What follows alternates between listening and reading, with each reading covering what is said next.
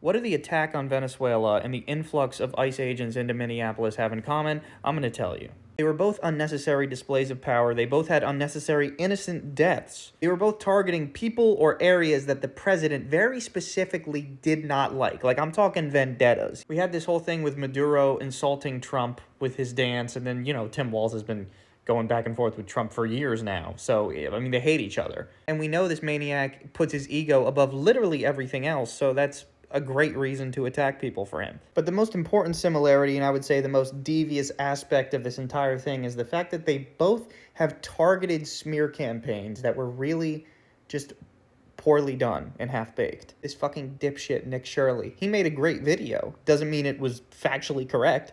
Doesn't mean it didn't take what was happening and spin it out of proportion and put the blame on people who shouldn't have been blamed.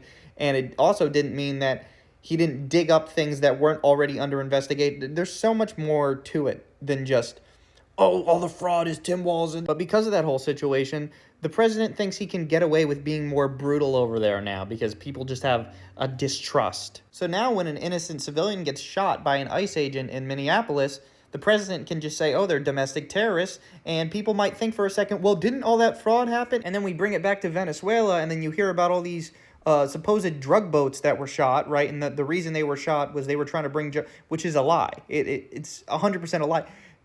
Fentanyl doesn't even come from Venezuela. This is confirmed. But also, those boats would have had to been refilled like 20-something times before they could make it to the U.S., so it was very clear that they weren't going to the U.S. So really, Dump Truck and Yeet Kegseth should both be charged for war crimes for that, but that's a whole other thing. Moral of the story is, we really can't just look at the headlines and then check out. You got to look at the headlines, you got to double check, you got to check other articles, and you got to start thinking for yourself, and you got to see where the dots connect and really make sense of it and see the bigger picture, because a lot of horrible shit is happening right now, and we can't afford to put our heads down anymore.